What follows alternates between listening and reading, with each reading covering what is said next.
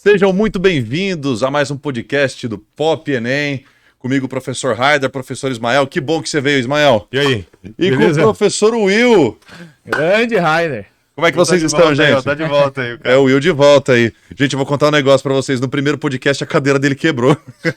Ele malhou a perninha lá, ficou da hora. Gente, antes de começar, um oferecimento Nostra Pizza, nossa parceira aí, ó.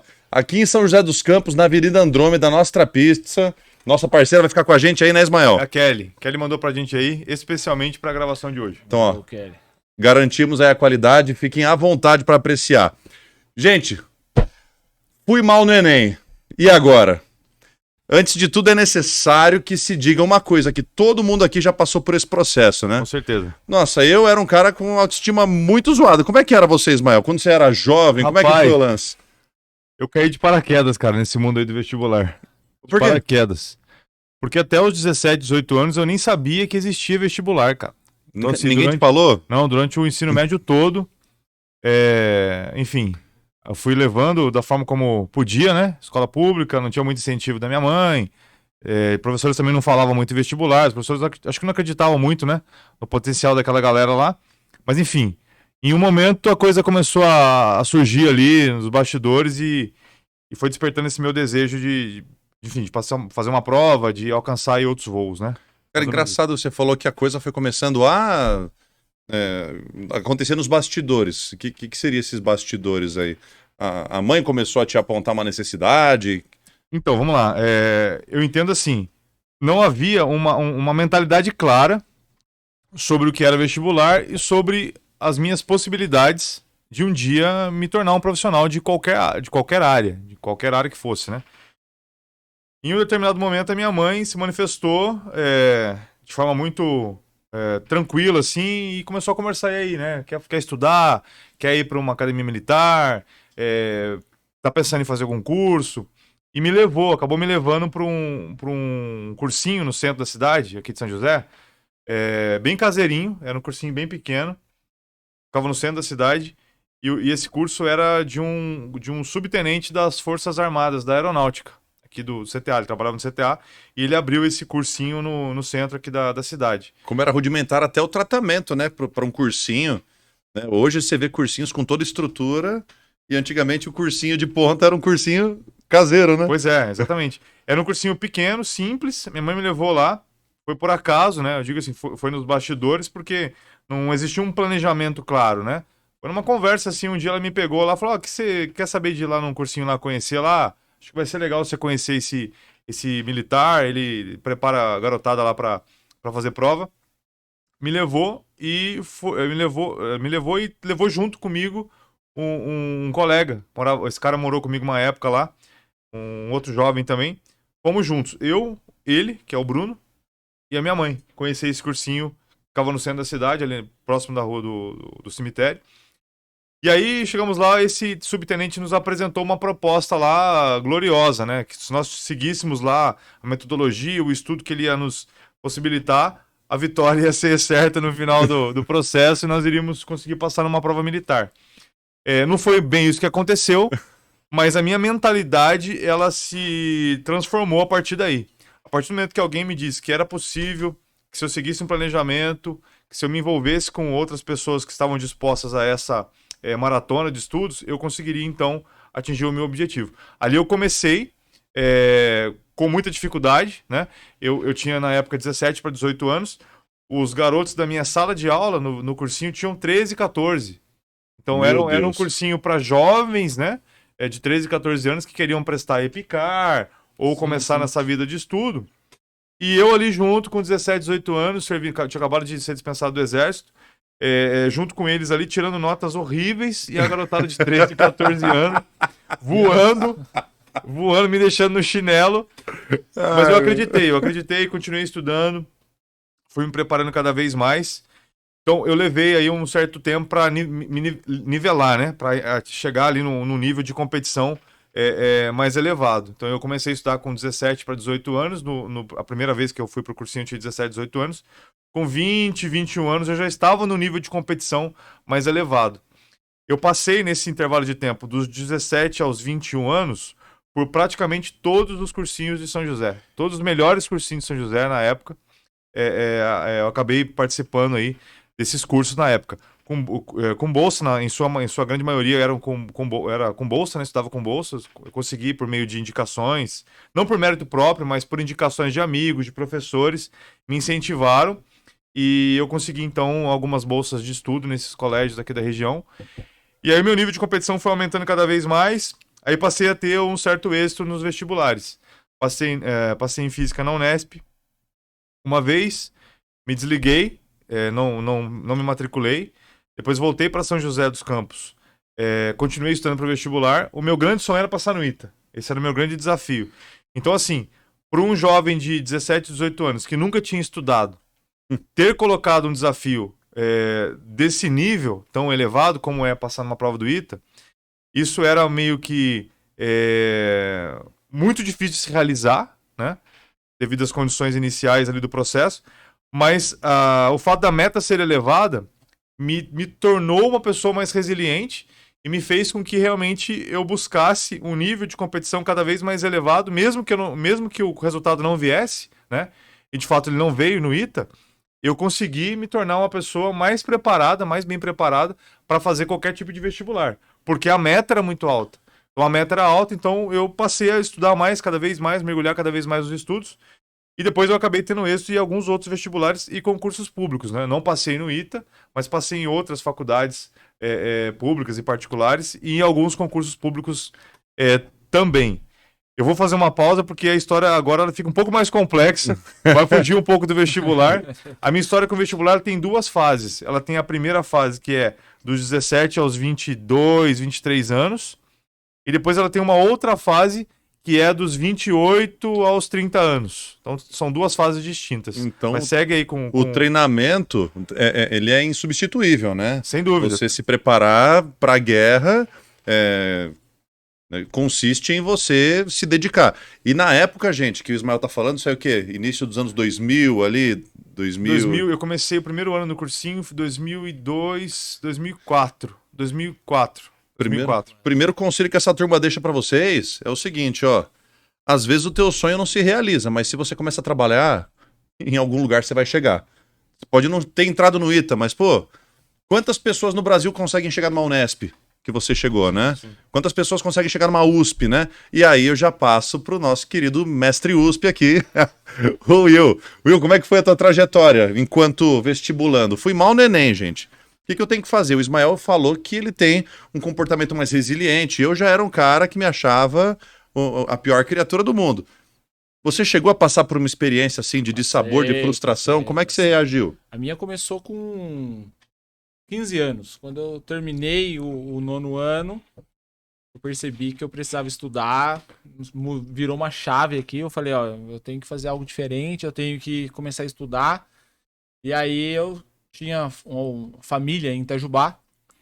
E antes disso, eu catei minha bicicletinha, dei uma volta aqui por São José e percebi que eu não ia conseguir estudar por aqui, né? Por quê? Pelas realidades financeiras aqui, não sentido. tava muito... Não ia conseguir. E aí eu voltei, eu lembro que eu tinha R$10, comprei um cartãozinho, liguei pra minha tia em Itajubá, falei, tia, você tem aí um amigo que tem uma escola? Tem e tal. E vê se você consegue uma bolsa pra mim. E aí eu consegui uma bolsa, fui pra Itajubá, fui trabalhar, fui fazer trabalho, vendia leitão, vendia galinha no final de semana. E aí eu consegui fazer um ensino médio melhor, numa escola boa, assim. E aí lá o mundo das universidades foi aberto, né? Então eu saí daqui com uma cabeça, cheguei lá, descobri que existia o USP, que existia a Unicamp, que existia a Federal de Itajubá, existia uma Rota do Sol, né? Eu tinha vontade de fazer medicina, o Ismael falou que eu tinha vontade de fazer medicina.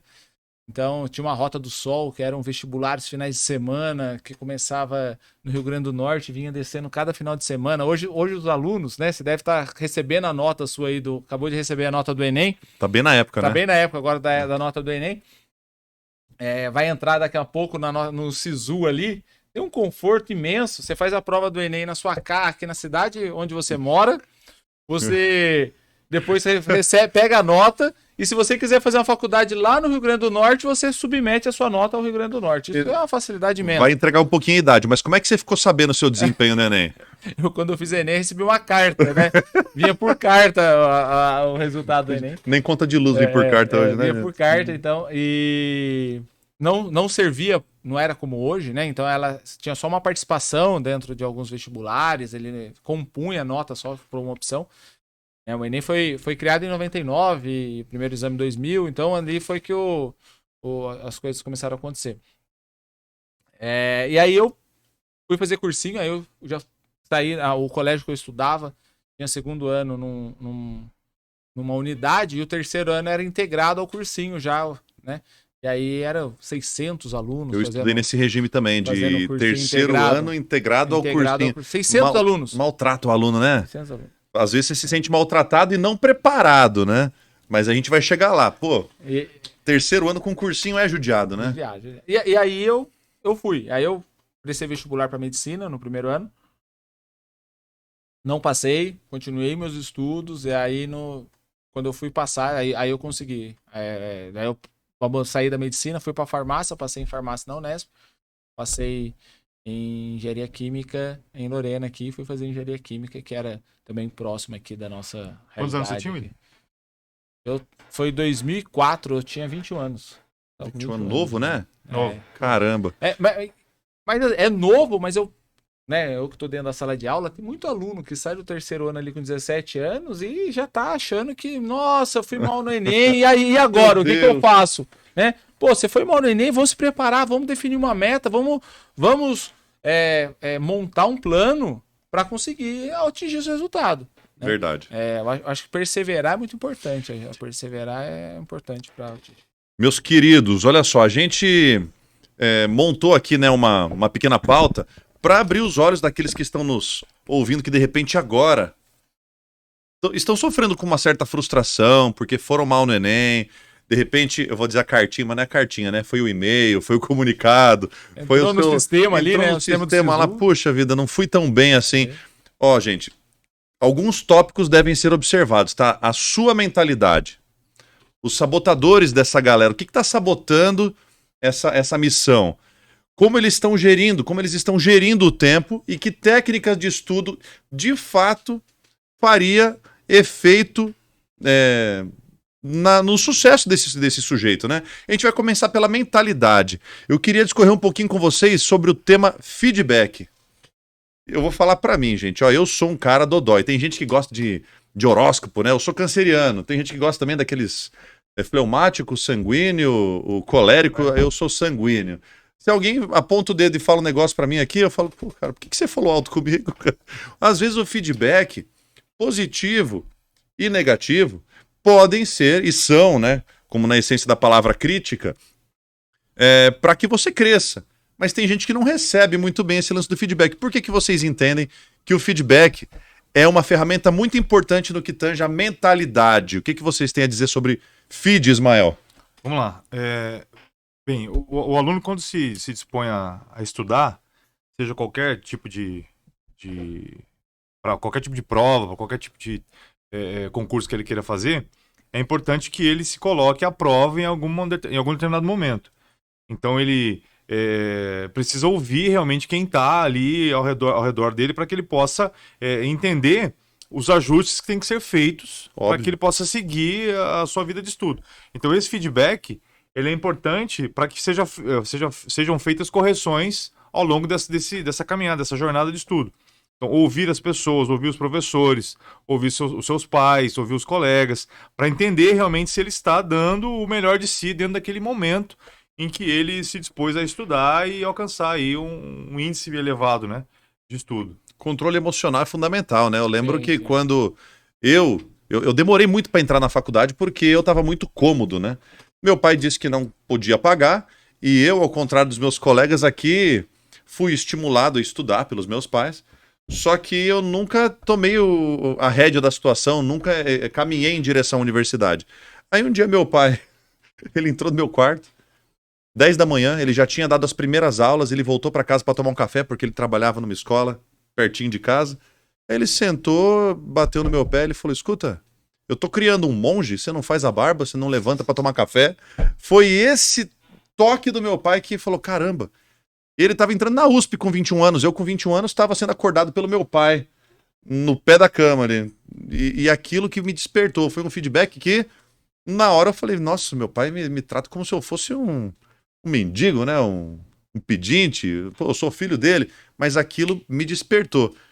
Teve algum lance, assim, de um feedback que você recebeu e que abriu seus olhos? Vem alguma coisa à memória, Will? Algo que sempre me alertava, assim, era o meu resultado de nota. Eu acho que feedback, tudo aquilo que pode ser medido pode ser melhorado. Lindo. Né? Peter Drucker, né? Fala de novo, vai dar corte isso aí. Vai ficar bom. Né? Tudo que pode ser medido pode ser melhorado. Muito bom. Então a nota, o nosso desempenho, eu me lembro quando mudou essa fichinha e eu cheguei na escola, eu fiquei de recuperação no primeiro ano, né? Quando eu resolvi estudar, quando eu falei que eu vou estudar, eu fiquei de recuperação em todas as matérias, passei só em educação física. Ufa! E aí aquilo ali, assim, foi muito forte, né? Porque eu saí de uma escola que, né, eu sempre passava muito bem. Quando eu vi que realmente tinha que estudar, tudo.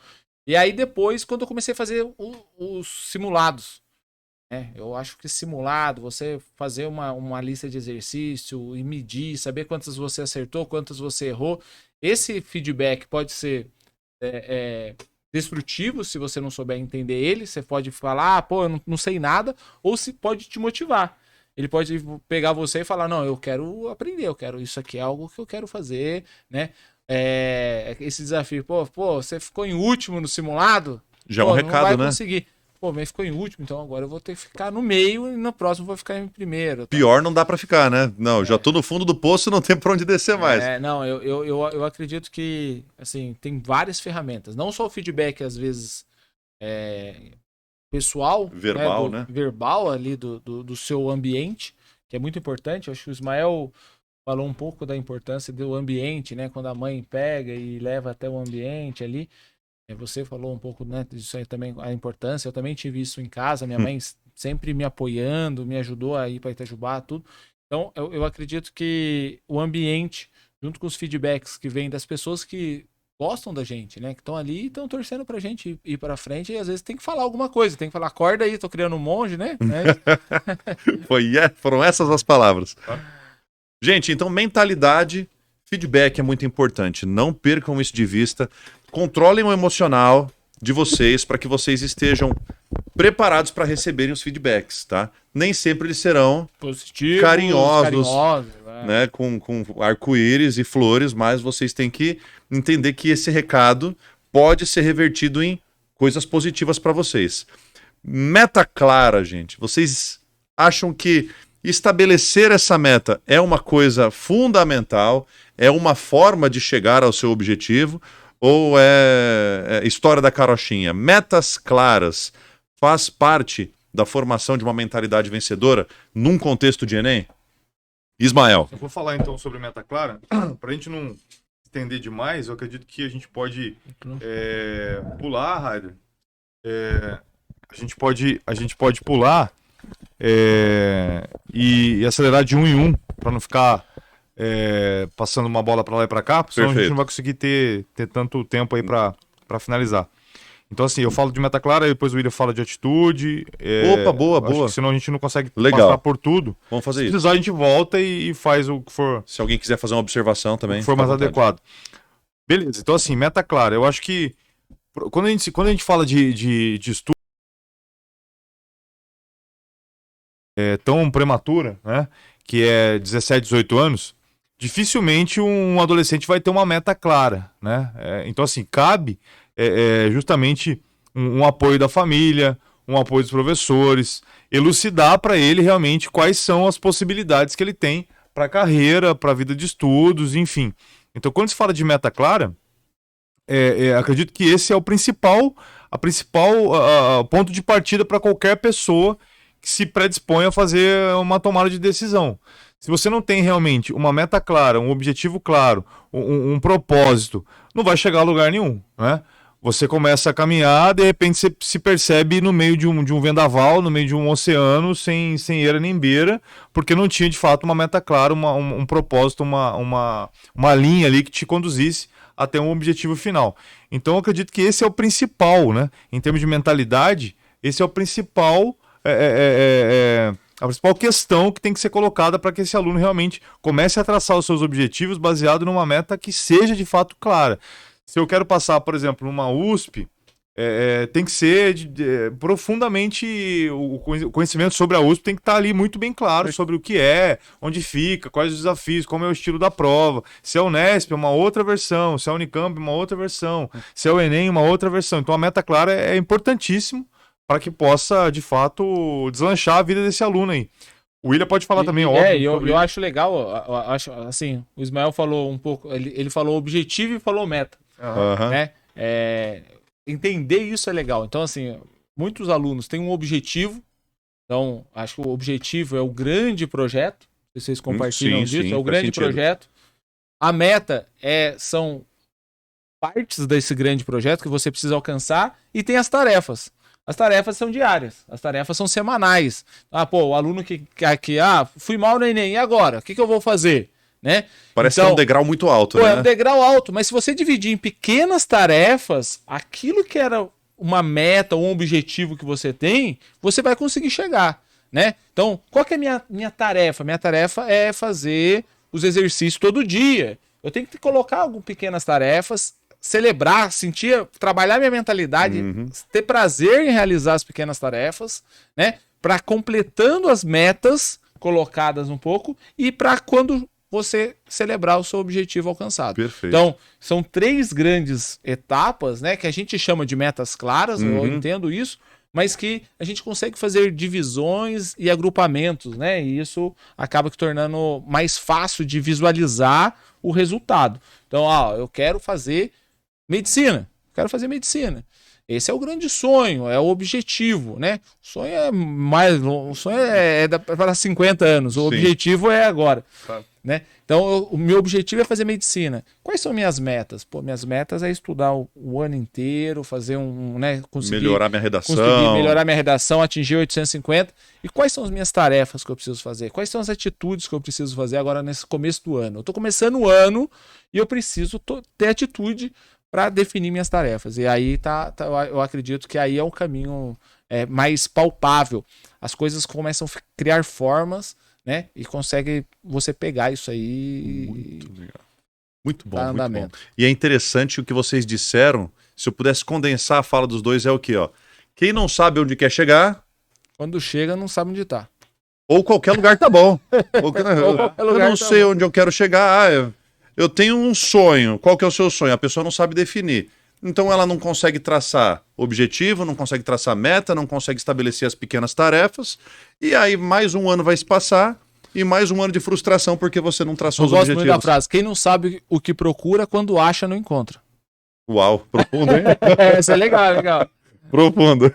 Gente, então sobre mentalidade nós falamos aqui sobre a importância de receber os feedbacks, sobre a importância de metas claras, e agora a gente vai falar sobre atitude positiva que o Will começou a falar, né, Will? Isso aí. De celebrar as pequenas vitórias. A atitude positiva, ela pode aparecer em que campo dentro desse executar de tarefas? Aí da construção, né? Eu acredito que está no dia a dia, né? A atitude positiva está no ato eu sei onde eu quero chegar, então eu tenho um grande objetivo, eu tenho uma meta, e eu vou celebrando, eu vou observando o meu meio, o meu ambiente, as oportunidades que eu tenho, né? O quanto que a gente sabe que a gente muitos, né, são privilegiados por poder estar estudando, ser grato, né? Eu consegui, o Raider conseguiu, o Ismael conseguiu, e eu tenho certeza que, né, todo mundo consegue, né? As pessoas conseguem alcançar. E quando você consegue, a autoestima parece que ela é elevada, né? Elevada. Nossa, você se prepara para um vestibular, quando você chega na fila do Enem, você não se intimida com aquela pessoa que está com o uniforme de um colégio caro. Não.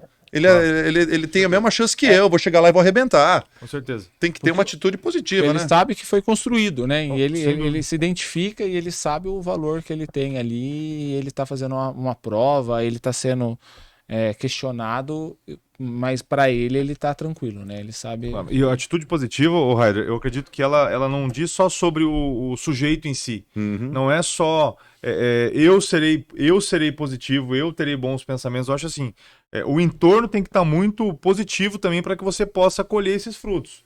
Então, assim, selecione melhores amizades durante o período de vestibular. Se aproxime dos seus professores que realmente estão vibrando para que você possa passar numa prova. Assista filmes que sejam realmente inspiradores, que te coloquem para cima. Ouça músicas de qualidade. Construtivo. Crie realmente em torno ali do seu estilo de vida, né? Da sua fase de vestibular, do seu momento ali de alta performance, para que você realmente tenha um resultado o mais positivo possível e não diz respeito somente a você, mas sim ao entorno, a tudo que está ali ao seu redor, nesse momento tão delicado aí que é o vestibular. Acredito que é isso. A gente pode, às vezes, se queixar da quantidade de tarefas ou Pô, como é que eu vou me manter positivo se eu tenho que ficar estudando tantas horas por dia, né? Então a gente já vai entrando nesse lance da atitude positiva e já entra no de baixo um pouquinho que você já pode desenvolver, Will, com relação ao ambiente propício. Isso. E por quê? Olha, ele falou, selecionar as amizades. Falou, né? Selecionar as amizades. Quer dizer, eu não vou dormir mal, eu não vou passar a noite, né, fazendo o que eu não devo, pelo menos durante esse período da sua vida, de que, enfim, é tão importante para você. Então, o ambiente propício é muito importante. Exemplo, a gente falou com a professora Thaís agora, né, há pouco tempo, e ela falou que todas as amizades dela estavam na mesma vibe que ela, né? Nossa, tinha amigas minhas que também só queriam áreas diferentes, mas queriam passar no Enem, queriam passar em determinados vestibulares, e elas juntas ali chorando e se alegrando e experimentando dessa mesma experiência. Ambiente propício, além desse lance de amizade, o que é um ambiente propício? Eu acredito muito que, falando materialmente, vamos agora pro lado material, é importante você ter um local de estudo seu. Então, eu converso até com alguns pais, né? Tenho minha filhinha lá, eu falo assim, às vezes os pais preparam uma casa bacana, tem tudo na casa, e o escritório pro seu filho estudar? Ah, não tem, né? Eu já tive a oportunidade de conhecer 2 menininhos, gêmeos lá, estudando numa caixinha de sapato, assim, de laranja. Foi na época da pandemia, foi o espaço que eles encontraram para estudar, e eles estudavam em cima daquela caixinha de laranja, e eles passaram depois, né? Meu resultado Deus num vestibulinho aqui na cidade. Então, assim, separar um espaço, ter um espaço reservado, fisicamente dizendo mesmo, com uma iluminação adequada, arejado para sua cabeça, né? Você precisa respirar bem, iluminado, você tem que ter uma luz, né? E silencioso, porque o estudo ele é individual, né? O estudo ele é individual, ele é dolorido, então ele precisa desse momento. Você tem que ter um espaço ali confortável, uma cadeira adequada para você estudar. Lógico, pessoal, a gente sabe que a realidade de cada um, às vezes, né, não coloca isso, mas se é possível, vai atrás, separa um lugar, né, um cantinho bacana na sua casa, onde você tem. Agora, quando não tem, eu já estudei já em parque, né? Construa um espaço. Às vezes, era uma época, eu morava muito longe na época do colégio, que eu fui para esse colégio, era quase 35 minutos, 40 minutos de caminhada e tal.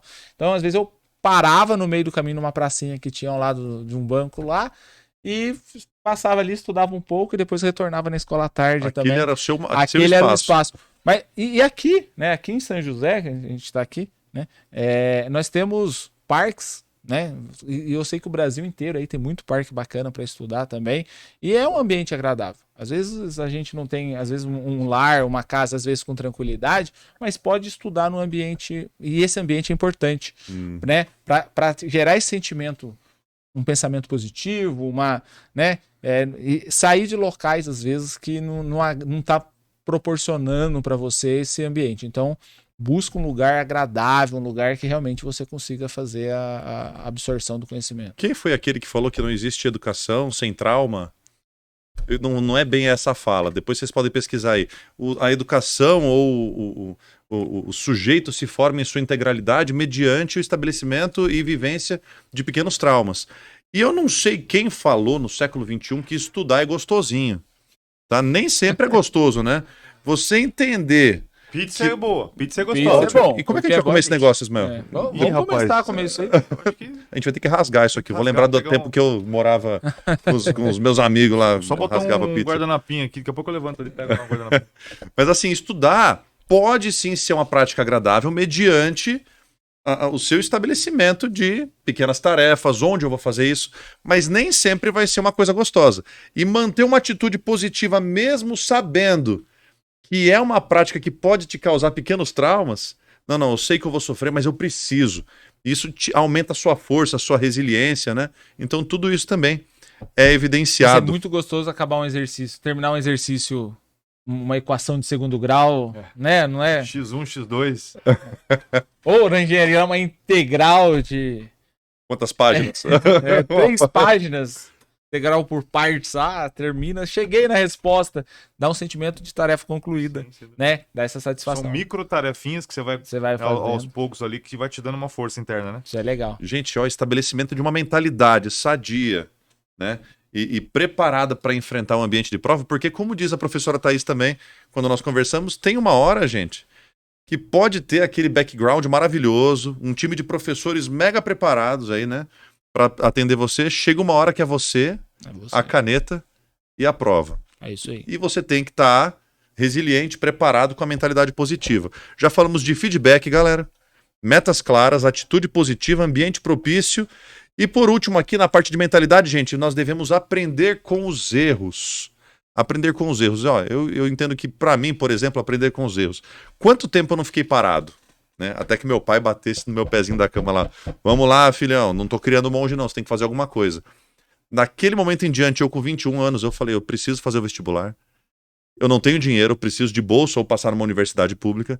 E eu tenho que me formar o quanto antes, porque imagina, se eu demoro para passar no vestibular, eu vou demorar para me formar.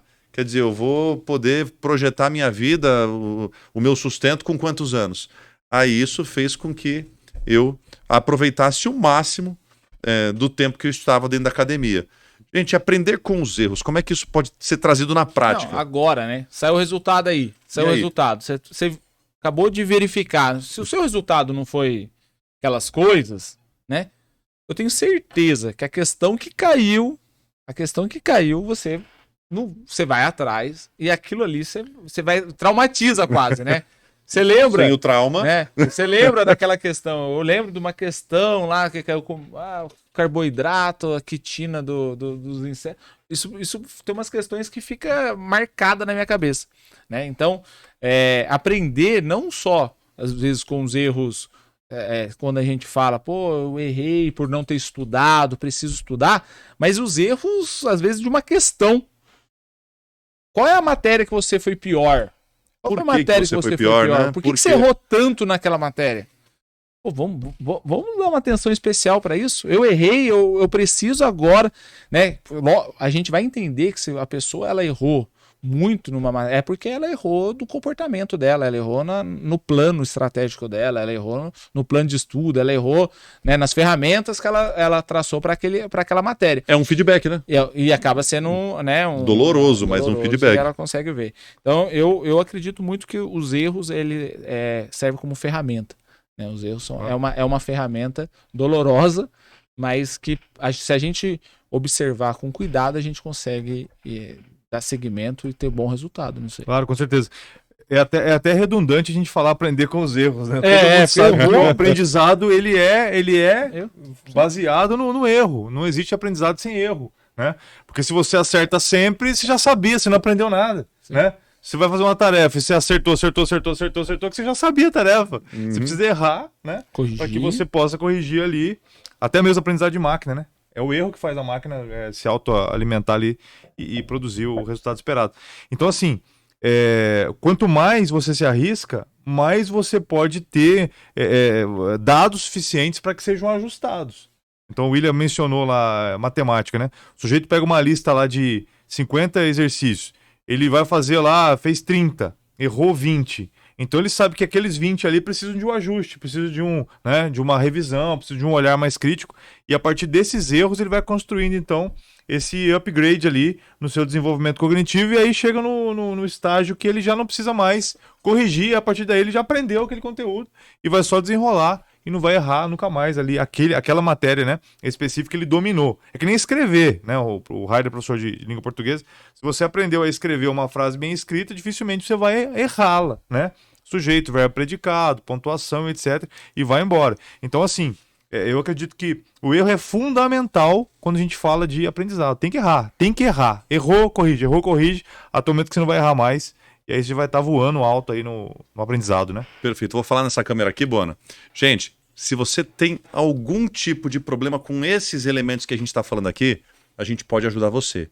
Vai aqui na descrição do vídeo, você tem um link que vai empurrar você para a página do Pop Enem. E lá você vai ter a assessoria do melhor time de professores, uma metodologia muito clara que vai ajudar você a conquistar os 850 pontos ou mais já na próxima prova do Enem. Se você está com a gente nessa vibe, tá nessa frustração, a gente pode ajudar você. Agora vamos seguir no papo aqui, galera, porque aprender com os erros faz parte de uma mentalidade positiva no sentido de que se tem uma coisa que a gente tem certeza que vai acontecer no processo, é o erro. É o erro. O erro. Você faz o que com ele? Você pode fazer do limão uma limonada ou você pode, enfim, se lambuzar com esse limão e se queimar inteiro. Gente, com relação à mentalidade, feedback é necessário e você tem que ter maturidade para ouvir cada um deles. Metas claras são também necessárias, independente de você estar em tenra idade ou não. Você tem que ter um projeto. Ainda que você não saiba se esse projeto vai perdurar, é bom que você mire esse objetivo para que você corra atrás dele. Uma atitude positiva, um ambiente propício e você usar os erros como aliados. Então, acho que mentalidade ficou claro aqui, né, galera? Gente, sabotadores. Olha só, antes dos sabotadores, deixa eu fazer um gancho. Opa. Voltar um pouquinho lá na minha história, né? Pregressa. Sim, ele tinha pedido para rachar a história, né? Vamos lá. Já que você colocou aí você fez um breve resumo, eu fiquei lembrando aqui como é que foi essa minha vida de estudo no comecinho lá, essa minha história pregressa em relação ao vestibular. Então, assim, a minha mentalidade estava clara no início da minha jornada? Não, ela não estava clara, mas ela também não estava tão obscura. Então, existia ali um chiaro escuro ali, né? Um pouquinho para cá, um pouquinho para lá, e eu fui aos poucos entendendo cada vez mais, tornando essa mentalidade mais clara. Eu tinha um ambiente propício para estudar? Sim, eu tinha um ambiente propício, sempre procurei, né, um espaço lá reservado na minha mãe, na casa onde eu morava com a minha mãe, no corredor, às vezes era na sala da cozinha, às vezes era mais à noitinha, o pessoal estava dormindo já, era um ambiente mais silencioso. Eu buscava, enfim, adequar ali pessoas ao meu redor para que pudesse me estimular, atitudes positivas, etc. Embora, vez ou outra, aparecia sempre um amigo no portão de casa lá. 2 horas da tarde eu tinha começado a estudar ali pra valer. Aí tocava a campainha, eu falava, ih, cara, quem será que tá me chamando, né? Aí chegava lá, era sempre um colega, sempre era o mesmo colega, não vou falar o nome dele aqui. Sempre era o mesmo colega. Aí ele falava assim, pô, cara, o que você tá fazendo aí? Ele era jovem também, mas ele trabalhava desde muito cedo, né? Então o lance dele não era muito vestibular, era o trabalho, né? E aí, o que você tá fazendo? Ele perguntava pra mim, cara, tô estudando, né? Aí ele fala, pô, mas vamos dar uma voltinha, né, cara? Vamos dar uma voltinha, daqui a pouco você volta, vou tomar um sorvete lá, eu pago. Aí eu falava, pô, cara. Ele já era o sabotador. Pô, deixa eu acabei de estudar, acabei de começar, cara. Ele falou, não, vamos lá. Aí saí pra tomar um sorvete, cara. Ele falou, não, vou dar uma voltinha ali, vou dar uma corridinha no parque ali, ia no parque. Você curtia quando acontecia isso? Durante o momento ali que eu tava, né, desviando do estudo, era super legal. Daí, cara, passava 3, 4 horas fora de casa, conversando, tomando sorvete, indo no parque, corria e tal. Aí chegava 5, 6 horas da tarde em casa, olhava lá, o material ficou daquele jeitinho, cara, tudo empilhado lá, o caderno fechado. Cara, me dava uma dor no coração. Falava, poxa, mais um dia perdido, cara, a tarde toda. Enfim, mas assim, tirando esse episódio do garoto aí, eu de fato tinha esses itens. Você pode repassar, por favor? A mentalidade aí? Mentalidade é feedback. Feedback, eu tinha um feedback da minha família, como é que tava aí nos estudos. Meta clara. Meta clara, tava melhorando a meta. Atitude positiva. Eu era um cara positivo, vai dar certo, vou passar. Ambiente propício. Ambiente legal, tinha. E aprender com os erros. E aprender com os erros. Os erros, conforme eu disse, iam surgindo. A bateria de exercício ia sendo feita, né? Existia ali uma apostila para que eu pudesse fazer. À medida que eu ia fazendo os exercícios, eu ia corrigindo com o gabarito e ia melhorando a performance, mas nunca tive medo de errar. Acho que a ideia não é essa. Você não pode ter medo de errar o exercício. Você tem que tentar fazer. Por mais que você não consiga fazer, não entenda, procure tentar fazer. Vai errar. E no final da trajetória ali você vai acertar E é isso que a gente espera. Muito bom. Legal, E eu já vou encaixar aqui no Distrações. Distrações. Eu tava rindo porque ele tava falando do amigo dele aqui. Ai, que legal, vou lá tomar um sorvete. Samuel. Entregou. Samuel, palmas pro Samuel. Não deu certo, Samuel. O Ismael tá aqui no podcast hoje, ó. Distrações. Como... Vamos ver ele vendo o podcast depois, Samuel. Distrações. Como é que as distrações podem atrapalhar? Aí é uma coisa muito pessoal, né? Cada um tem as suas preferências. A gente tava conversando antes, né? Conta pra gente aquela tua experiência aqui. Ele tava falando de TikTok. Isso, é uma experiência quase que sociológica ali, gente, ó. Ele vai tomar uma maguinha, tá? Eu tava falando pra ele que eu tava indo trabalhar segunda-feira de ônibus, né? E eu ficava observando os jovens no ônibus, como é que eles ficam ali.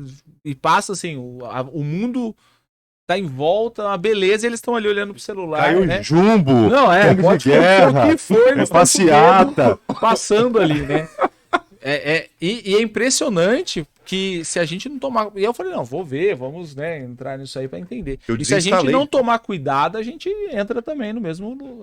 Metaverso. É perigosíssimo, assim. Mas sobre distrações, tem uma distração que eu gosto muito de compartilhar com os meus alunos. Ah, eu achei que você gostava da distração. Não. Eu gosto muito dessa Eu gosto de distração. compartilhar com eles porque eu acho é questão de maturidade. Não sei se você já ouviu falar que existe questões em prova que são distrações.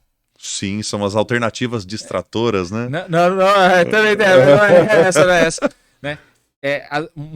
Tem questões, por às vezes você pega uma prova do IME, uma prova de matemática do IME, no Instituto Militar do Exército ali.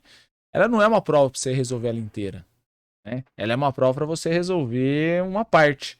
Então, eu acredito que a gente pode Eram 10 questões quando eu fiz. A gente pode seguir Dá pra resolver tudo? Não. bater um papo sobre as distrações, sobre o TikTok, que é uma distração, mas a maturidade também, ele sabe, às vezes, alguma coisa ali, que para você não ficar muito tempo perdendo ali em algo que você não vai fazer aquilo ali não vai trazer tanto resultado, né? Se a gente pensar em Pareto, nos 20-80 ali, então assim, você tem que dedicar muito tempo nos 80% que vai cair na sua prova, né? E isso você consegue com o quê? Com ajuda, consegue com orientação adequada, consegue ter um meio correto. Porque senão você acaba se distraindo com muitas curiosidades, com muito rodapézinho de livro, que pode ser que o seu objetivo para você alcançar, você não precisa daquilo. A gente não... Agora, isso a gente já está pensando no melhor dos mundos, que seria aquele aluno que conseguiu superar as distrações reais, né? As distrações do TikTok, o celular. Na minha opinião, um aluno que quer hoje fazer um vestibular com qualidade, minha esposa está terminando o doutorado agora, ela desinstalou o Twitter, desinstalou o Instagram, né? Não tem mais nenhuma rede social. Eliminar os distratores. Ela eliminou, por quê? Porque é tentador. Hoje, o maior, né, que rouba o nosso tempo é isso aqui. Sem dúvida. O celular hoje é um vilão. Eu acredito. Pode ser uma grande ferramenta, né? Quando eu queria resolver algum exercício nessa época, tava lá, não conseguia, eu tinha que procurar um livro para ver como é que eu resolvia tal exercício, onde é que estava. Hoje em dia tá tudo, tem muita coisa aqui, a gente apresenta caminho. Vale a pena salientar, William. Ele é de fato uma grande ferramenta, mas ele pode se tornar um vilão. Acima de tudo, ele é uma ferramenta excepcional, mas pode se tornar um vilão. Não, pensa num contexto de prova, que nem você falou, né? Gente, prova de linguagem é uma dica que eu sempre dou para os meus alunos. Primeiro de tudo, lê o enunciado. Se necessário, você volta para o texto, porque o texto é um distrator. Lê 2 páginas de prova de Enem. Aí você vai no enunciado, o sujeito da segunda oração... Pô, não acredito que eu li uma tese para falar sobre o sujeito da segunda oração. Ou então, o referente da primeira frase. Então, assim, lê o enunciado, é necessário voltar para a leitura? Então, realmente, eu tenho que fazer a leitura na integralidade. Ele mandou identificar um elemento lá no segundo parágrafo, eu leio só o segundo parágrafo. A própria questão, o enunciado te encaminha para que você não se perca no distrator daquele texto, né, gigantesco. Mas... É muito verdade. O TikTok, por exemplo, ele rouba tempo não só do estudo, né? Ele rouba tempo da vida. Ele falou ali de Perdi aqui o... O amigo pode ser um, né? O Samuel pode ser um distrator? Samuel, Pode. exato. Mas, pô, se você entende que isso está contribuindo negativamente, né? Não sei se pode usar isso aí, fica meio contraditório. Se isso está realmente roubando seu tempo, tenha poder suficiente e atitude suficiente para eliminar esse distrator. Então, eu acho que você já tem uma grande ferramenta aí. E não adianta querer ser igual a todo mundo, porque todo mundo não passa no vestibular. Né? Como diz a sua mãe, né, você não é todo mundo. Você não é todo mundo, você é único. Então, se todo mundo tem o hábito de estar no TikTok, se todo mundo tem o hábito de sair à tarde para tomar sorvete, se você quer ter uma vida diferente, você tem que ter atitude diferente. Perfeito. Né? Então não adianta ficar querendo acompanhar a modinha de tudo no ano em que você está dedicado ali, ou em alguns anos que você queira atingir o seu resultado, porque senão você não vai conseguir. Né? Muito bom. Gente, distrações então são sabotadores. Outro sabotador que é muito negligenciado, principalmente pela juventude, sono inadequado e alimentação. Isso é. Gente, alimentação eu sou perito aqui, né, gente? Quando eu fiz o vestibular, eu era fininho. Tava no shape, eu era que nem o Ismael, assim, ó. Aço. Sono inadequado nunca foi o meu problema. Mas quando eu me inscrevi na segunda pós-graduação, em gestão aí pela Federal de Itajubá, a minha filha ainda tem a cama compartilhada ali com o casal e eu acho que é saudável para a criança, né? Ouvi dizer que pesquisas dão conta de que só o casal é que se lasca nesse negócio. Para a criança é ótimo a caminha compartilhada. Eu já entendi, então, que eu preciso sempre estudar antes de dormir, porque eu não vou dormir bem. E eu preciso me dedicar um dia da semana para fazer pelo menos as atividades mais urgentes. Quando que eu consigo dormir bem? Domingo. Então, segunda-feira é o dia de eu fazer tudo isso daí. Eu já me planejei. O sono inadequado, ele pode destruir. Galera, sono inadequado e alimentação. Qual é a influência disso num mau desempenho para a galera que foi mal no Enem agora e precisa saber o que fazer em um ano? Nutricionista? Academia? O que eles têm que fazer? Pessoal, eu acho que também é meio óbvio, né? É complexo, mas é trivial, é básico, né? Pô, se o cara não tá dormindo direito, como é que ele tá processando as informações que ele adquiriu durante o dia? Não existe isso. O sono é justamente isso. O sono ele vai desfragmentar ali tudo que você construiu durante o dia, né? Tudo que você absorveu durante o dia e reorganizar aquilo da melhor forma possível. Então tem que dormir. Ah, mas quantas horas tem que dormir? 4 horas? 6 horas, 8 horas. O Napoleão, o William hoje tá fera aí nas referências. Né? Eu vou começar também agora a mandar aqui uma referência. Gasta o Napoleão dizia o seguinte: o filme Napoleão tá aí passando. Já passou, aliás. Ele dizia o seguinte: 4 horas. A mulher dorme 6 horas. Os homens dormem 4 horas. Só os tolos e os idiotas dormem 8. Então, assim, pô, essa é a opinião dele, né? Eu não acredito nada nele. Não compartilho dessa ideia. Ele tinha úlcera, né? Devia estar estressado pra caramba. De que só os idiotas dormem 8. Eu penso assim, você tem que dormir o quanto seu organismo manda, né? Se você estudou 16 horas por dia, 8 horas por dia, 10 horas por dia, você tem que dormir o quanto você tá realmente ali desgastado, né? Depois dessa maratona de estudos. Então, durma de acordo com a sua necessidade.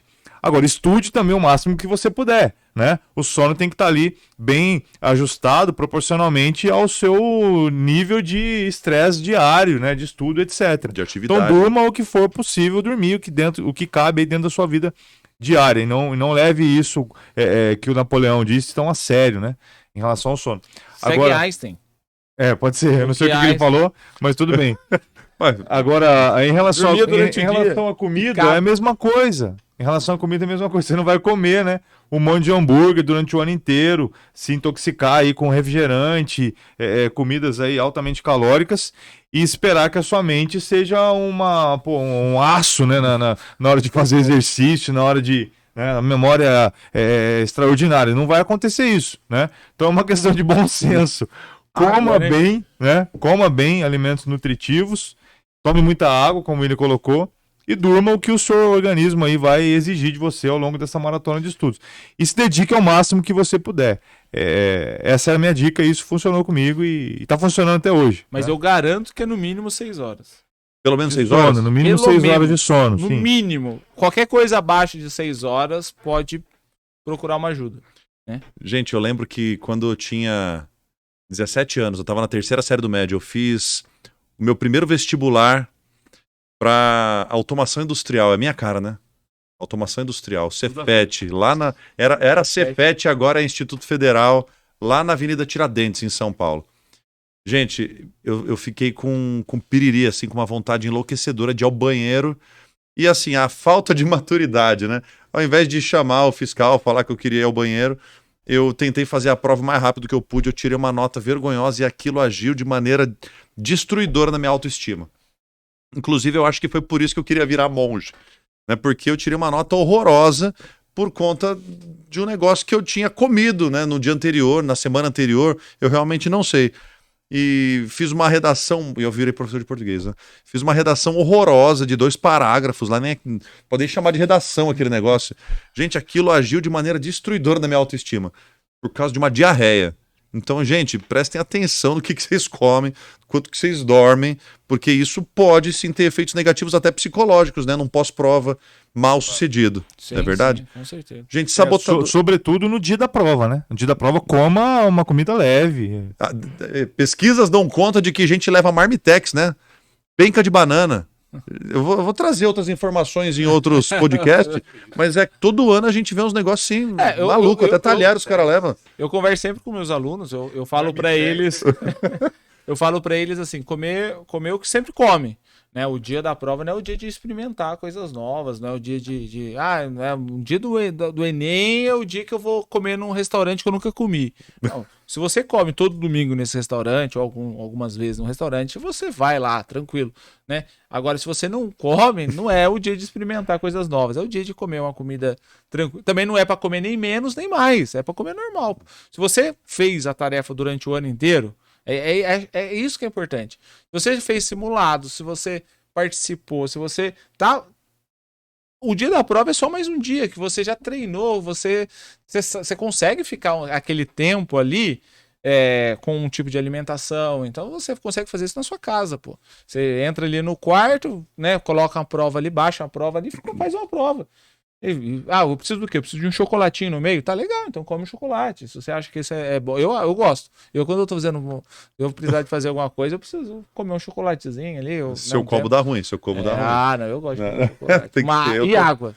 E água é muito, Aí, o momento que eu tenho, aí eu tomo água, né? E gosto. Eu precisar usar o banheiro, vou usar o banheiro, fazer um xixi. Preciso, e isso é normal. Eu acredito que isso faz parte do corpo. Tem água, muita água para refrigerar aqui. O CPU é grande, mas ele esquenta. Não passar fome é importante, mas comer o que é desnecessário também é um perigo, né, gente? Então, assim, ó, que ele falou, você sempre come, não vai comer no dia da prova? Não. Que tipo de prova que você vai fazer se você só pensa em que eu vou comer quando eu sair daqui? E se tá cheio, tá com a barriga lá do tamanho de um trem? Nossa, eu não tô passando bem, que tipo de prova você vai fazer? Muito bom. Então, de sabotadores já foi distração, sono inadequado e alimentação. Chegamos no terceiro, que na minha opinião é um dos mais graves, gente, a procrastinação.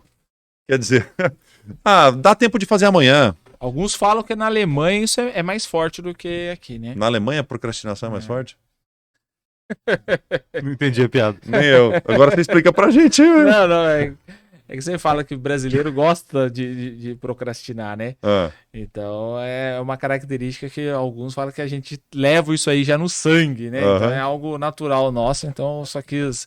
E falam que em alguns países isso não é tão intenso. Tá, isso aí foi ele fez um contraponto ali. Sim. Não, alemão realmente, alemão é um rapaziada Caxias, né? Eles gostam de realizar antes, né? Não, eu deixar feito já. Eu estudei com uma galera do português e alemão na Unicinos, eles tentavam me ensinar alemão no corredor, mano, os caras são enlouquecedores. Sim. Calma, primeiro que vocês não são professores ainda, segundo que aqui não é sala de aula também. A gente tá enrolando pra comer essa pizza. Exato. Eu tô cheirando a pizza aqui, eu acho que tá atrapalhando a qualidade do que eu tô falando. Por que não comer agora? Por que não comer agora? Exatamente. Porque por que não comer agora, cara? Prato a gente rasga mesmo. Pratinho, tem faquinha. Não, calma aí, eu vou organizar. Dá um jeito lá, Will. Vai lá. Vamos lá. Procrastinação. Vamos lá, pessoal. É o seguinte, ó. Ele parou de procrastinar, vai ver o negócio agora. Vamos lá. Acabou. Vai ficar fria. procrastinação, ou seja, deixar de fazer no momento atual e jogar para frente, passar a bola para frente, né? Não partir de fato ali para a resolução do que tem que ser feito. Isso de fato é um distrator, distrator não, desculpa, um sabotador. Isso. Muito sério, complicado, tem que ser levado muito a sério. Porque se você não faz o que tem que ser feito agora, você vai fazer quando? Né? Aí quando chega lá na frente, você vai jogar de novo pra frente, Então você vai adiar o seu sucesso. Quando se fala de uma questão dessa, de procrastinar, você está deixando de realizar aquilo que você pode realizar agora, no momento mais próximo, dentro de uma preparação, de uma programação mais realista, você acaba jogando para frente, aí você acaba sem ter nada, né? O procrastinador, no fundo, ele não vai atingir nada, não vai ter meta nenhuma, não vai ter objetividade nenhuma, ele vai só protelar, jogar para frente aí o que é para ser feito agora. Então é isso, não procrastine, faça. Tem que fazer? Faça o planejamento, comece a executar e, de fato, realize pequenas, né, tarefinhas que vão te levar aí a um sucesso mais global e mais abrangente. E o mais triste é que o procrastinador, ele sofre com a procrastinação, né? Ele não consegue nem fazer o que ele está tentando fazer naquele momento e acaba não estudando o que seria a meta principal dele. Ele sofre porque procrastina ou procrastina porque sofre, né? Não dá para saber. Fica aquela mistura ali. Não, hoje eu não vou estudar, porque hoje eu mereço sair com os meus amigos. Ele sai com os amigos e não curte uma noite de qualidade com os amigos, porque ele sabe que deixou uma tarefa por fazer e que é importante para o projeto que ele desenvolveu. Então, gente, a procrastinação, ela te atinge somente se você não realiza aquilo que é prioridade para você, tá? Então, distrações, sono inadequado e alimentação, procrastinação, tá? O Will tava deixando para fazer xixi depois, aí ele parou de procrastinar, foi lá, pegou o talher, pegou a pizza, ai gente, que bonitinho, ó, meu, coloridinho. Tá multiplicando os pratos aqui, ó. Aí, gente, nós temos um outro tópico aqui, ó. Se você não busca ajuda, você se sabota, né? Se você não busca ajuda, você se sabota. Né? Exatamente. Galera, como que o educando, como que o estudante pede por ajuda? Porque às vezes ele se sente solitário também, né? Pensa num contexto de cara que já se formou. Ah, eu tô no ensino médio, mas eu acabei o ensino médio. Nostra Pizza, Avenida Andrômeda, São José dos Campos. Abraço pra Kelly aí. Valeu, Kelly. O cheiro tá ótimo. O Raider, diz aí pra gente, diga pra gente. Quais foram as pessoas que mais te ajudaram na sua vida de estudos? De estudos. Eu vou falar em primeiro lugar, disparado. Minha professora de literatura, Célia Doris Becker, que Deus a tenha. Ela foi minha professora de literatura na Universidade do Vale do Rio dos Sinos. E ela colocou muita fé em mim. Eu, num primeiro momento, eu não queria fazer nenhuma outra pós-graduação, eu queria simplesmente começar a dar as minhas aulas e, enfim, ser digno dentro daquilo que a minha profissão permitia ser. E ela falou assim, não, Raider, você não pode... Ela me chamava de Aidar, porque ela é uma gauchona da fronteira. Aidar, tu não podes desperdiçar o teu conhecimento e a tua capacidade. Tu serás um ótimo professor, tu tens uma veia de gestão muito forte e eu estou aqui pro que der e vier. E aí ela virou minha orientadora. Coisa de 1 mês e meio, 2 meses antes da minha defesa de TCC, ela faleceu. E eu tenho ela, assim, como minha grande mentora e a minha grande inspiração também como pessoa e como profissional. Para além disso, meu pai, né, cara? Meu pai, ele tem 65 anos e não para de estudar.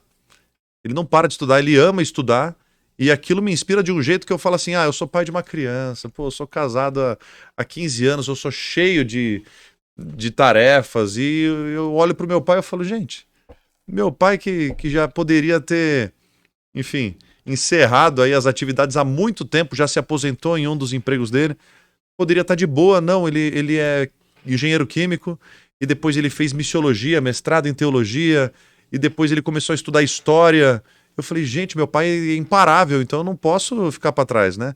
Eu acordei tarde demais, meu pai, por circunstâncias da vida, acordou muito cedo, né?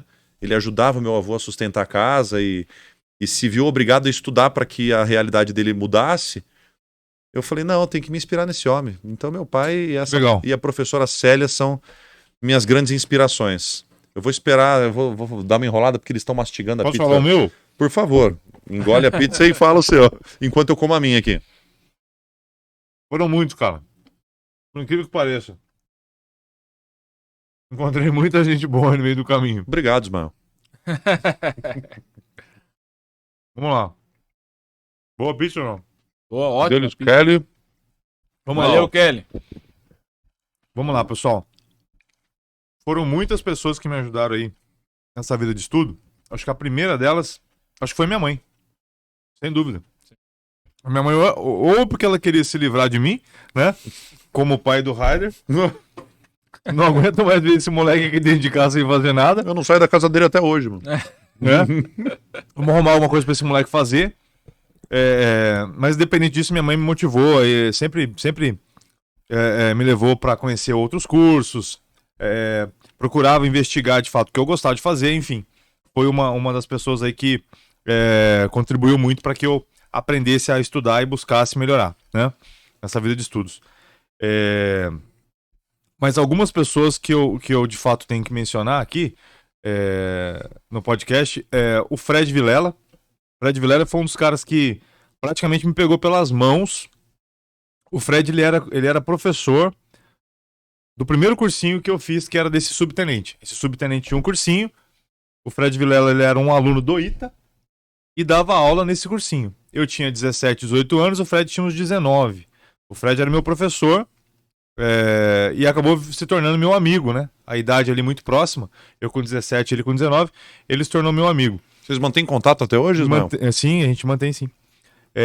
Então o Fred percebeu ali que eu de fato precisava de uma ajuda, me incentivou a estudar. Depois de um ano, o Fred montou o próprio cursinho, me deu uma bolsa de estudos nesse cursinho. Eu trocava com ele a bolsa de estudos em troca de uma limpeza que eu fazia no cursinho dele. Então era um cursinho pequeno. O cursinho tinha ali um espaço ali para 40, 50 alunos. E eu chegava uma hora antes, faxinava o cursinho, passava pano no cursinho, limpava a lousa, deixava as cadeiras no jeito para a molecada chegar e estudar. E nesse intervalo aí de tempo ele acabou entendendo que a minha necessidade financeira estava um pouco pesada e ele acabou me dando uma bolsa em troca dessas limpezas que eu fazia lá no cursinho, né? Então o Fred me ajudou bastante nisso. Depois o Fred me levou para um outro cursinho, não vou citar o nome agora aqui, e me deu uma bolsa de estudo nesse cursinho de elite aqui na cidade de São José dos Campos. E ali eu pude me desenvolver um pouco mais. Então o Fred, sem dúvida, foi um dos grandes aí patrocinadores, né, incentivadores, contribuiu muito para que eu estudasse e me desenvolvesse profissionalmente. Aí você perguntou se eu tenho contato com ele. Nós perdemos o contato durante um tempo. O Fred foi coordenador em São José de vários cursos preparatórios para vestibular. Depois ele se mudou para outras cidades, eu perdi um contato e retomei ultimamente o contato com ele. Hoje ele tem uma empresa na área de material didático para vestibulares e escolas em geral. É um educador aí no ramo editorial, mas continuou dentro dessa área de edição. Então um abraço pro Fred aí. Foi um dos que mais me ajudou de fato. Existem outros que eu não consigo nem dizer aqui a quantidade, né? São muitas pessoas que me ajudaram, mas esse cara vale a pena agradecer aí. E é isso. Valeu. Um abraço. Legal. Gente, ó, vou falar com a boca comendo cheia. Tomem cuidado com a sua alimentação. Porque você pode se dar mal. Mas agora pode, né, gente? Aqui é festa. Will, quem te inspirou, Will? Pessoas que te ajudaram na caminhada. Todas as minhas férias eram lá em Itajubá. E eu tinha meus tios todos eram formados na Unifei, lá em Itajubá. Meus colegas aí de Unifei. Todos formados na Unifei. E aí eu acredito que o exemplo deles era o que me inspirava e a conversa também, né? Então, como era férias, eles sempre, minha tia lá, a casa que a gente ficava, era uma casa bem grande, assim, então tinha uma varanda na frente. Eu me recordo muito de ter conversas, assim, na varanda lá com o tio Marcos e tal. A gente sentava lá e ele falava da importância, do quanto que a educação ela é transformadora, não só socialmente, falando de grana, mas assim, de entendimento, de estudar lucidez, né? De lucidez. Então, aí sempre tinha algum livro que ele levava, me dava lá tal, e a gente conversava. Foi muito exemplo, assim, de tios, né, de olhando e vendo uma realidade um pouco diferente da que eu vivia aqui. E aí eu desejei isso pra mim e queria ir atrás disso aí. Gente, você faz parte de uma comunidade, de uma igreja, grupo de amigos, pai de um amigo seu que manja de um determinado assunto. Você não pode ter dedo, não pode ter pudor de perguntar as coisas, de pedir ajuda. Né? Porque, primeiro, as pessoas se sentem muito bem quando ajudam umas às outras. Quando um aluno me diz que quer passar no vestibular e me pede uma ajuda, eu fico lisonjeado. Sim. Eu fico feliz, né? Faço questão de participar com material didático, de dar uma aula especial para ela, de me encontrar, faço encontros via Meet, via Zoom. Então, assim, não tenha pudor de procurar na sua comunidade, dentro da sua rede de contatos, pessoas que podem te ajudar a passar por esse processo de maneira menos traumática possível. Se você não busca ajuda, gente, você se sabota. Então, pega a visão, ó. Distrações, elimina suas distrações, porque isso te sabota. Sono inadequado e alimentação. Pizza antes ali, ó, só você está acostumado, tá? Procrastinação, você vai sofrer durante o processo e vai sofrer as consequências de uma vida de estudo sem regra. E você também não buscar ajuda. Isso é extremamente importante. E eu já encaminho pro nosso penúltimo tópico aqui, tá, gente? Que é a gestão do tempo. Qual seria a importância de um cronograma, na opinião de vocês, meus colegas? Eu fui apresentado ao cronograma já no universo acadêmico e eu achei aquilo uma chatice, mas quando eu descobri que aquilo era útil, porque assim, trata-se de um cara que não usava nem agenda, né? Eu tinha uma vida completamente aleatória. Quando eu fui apresentado ao cronograma e eu vi como isso pode ser útil, eu falei, gente, como é que nunca me apresentaram antes o cronograma? Ou como eu nunca utilizei antes? Como é que isso pode ser uma ferramenta positiva na gestão do tempo, na opinião de vocês? Acredito que o cronograma é importante seguindo aquilo que a gente já conversou. Então é dividir grandes objetivos, né? Ter as suas metas e as tarefas. Se você conseguir colocar isso dentro de um cronograma, pegar suas tarefas, colocar dentro de um cronograma, né? Se você não tem tanta capacidade, não gosta tanto, mas pelo menos algo semanal, né? Um cronograma semanal. Essa semana eu tenho, toda semana eu vou seguir essa e vou estudar isso. Tem que dar conta disso vou aqui, ter né? que dar conta disso. E aí, porque você vai se sentir realizado quando você também percebe que você está fazendo o acompanhamento do cronograma, que você não está em atraso. Porque quando você começa a atrasar os estudos, a sua preparação para algo, você começa a ter um sentimento ruim. Então, muitas das vezes, você até evita de estar lá por estar com algo atrasado. Né? Junto com isso, acho que vale a pena também a gente entender que o cronograma, às vezes, a gente precisa dar uma cortada nela. Falar, calma aí, até que eu não consegui seguir, né? Então, é daqui para frente agora, e eu vou tentando resgatar o que eu não consegui executar ali, para não ficar também com aquilo muito atrasado e o cronograma se tornar algo ruim, né, no desenvolvimento da pessoa. Então, é muito importante ter um planejamento. Esse planejamento tem que ter um cronograma bem desenhado, um cronograma pensado nisso aí. Sem dúvida. Vamos lá. Só existe o tempo, né? Não existe mais nada. O tempo, ele é implacável, né? Existe um tempo aqui para começar o podcast, para terminar, para comer uma pizza, para poder fazer um exercício. Então, se você não se programa, você com certeza vai perder aí totalmente o controle das suas atividades ao longo do dia. Então tem que ter começo para tudo e um término para tudo, né? Tudo começa e termina em algum momento. É verdade. Então assim, saiba de fato o que você vai fazer no dia, né? No período da manhã, no período da tarde, no período da noite. Em que momento você vai estudar matemática, física, química. Em que momento você vai separar para exercício. Em que momento você vai pedir uma ajuda para o colega. Faça aí um planejamento claro do que você realmente vai executar ao longo do seu dia de estudo ou de trabalho, enfim, para que você possa extrair o máximo de aproveitamento de cada atividade. Eu acredito que é isso. Não existe outra coisa, só existe o tempo. Se você não domina o seu tempo, você não domina nada. E é muito legal a gente também ter em mente a verdade, né, ou a realidade de que o cronograma ele é um plano. Como a vida, nem sempre as coisas correm do jeito que você quer. E este cronograma, gente, obviamente pode ser adaptável, né? Ah, não dei conta de fazer isso essa semana, então vou carregar um pouquinho para a semana que vem, de repente eu dou uma adiantada, porque eu quero um tempinho de folga mais na semana que vem, porque eu vou conhecer uma cachoeira com os meus amigos, esse tempo de qualidade também é necessário. Então o cronograma é só uma diretriz que vai manter você sempre focado e ligado naquela tua tarefa, naquele teu objetivo. Mas ele pode sim constantemente ser readaptado mediante a obediência a um projeto, a um objetivo, correto?